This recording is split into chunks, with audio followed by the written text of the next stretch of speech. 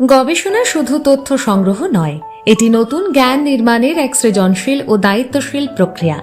গবেষণার এই পথকে সহজ, সুসংগঠিত এবং প্রয়োগমুখী করে তুলতে প্রকাশিত হয়েছে ডক্টর অনুপ বিশ্বাস রচিত গবেষণা, প্রেক্ষিত, প্রকরণ ও প্রয়োগ প্রথম খণ্ড। গ্রন্থের ভূমিকা লিখেছেন স্বনামধন্য শিক্ষাবিদ অধ্যাপক পবিত্র সরকার মহাশয়। কলকাতার বঙ্গীয় সাহিত্য সংসদ থেকে প্রকাশিত এই গ্রন্থে গবেষণার ধারণাগত ও তাত্ত্বিক ভিত্তি, গবেষণা সমস্যা নির্ধারণ, সাহিত্য পর্যালোচনা, গবেষণা শূন্যস্থান চিহ্নিতকরণ, গবেষণা প্রস্তাবনা নির্মাণ, সাক্ষাৎকারের মাধ্যমে তথ্য সংগ্রহ, গবেষণা অভিসন্দর্ভ রচনার কৌশল, শিরোনাম নির্বাচন, সার সংক্ষেপ ও উপসংহার লেখার পদ্ধতি, গবেষণার নৈতিকতা, প্ল্যাগিয়ারিজম এবং MLA 9th এডিশন অনুযায়ী তথ্যসূত্র নির্দেশনার বিশদ আলোচনা স্থান পেয়েছে।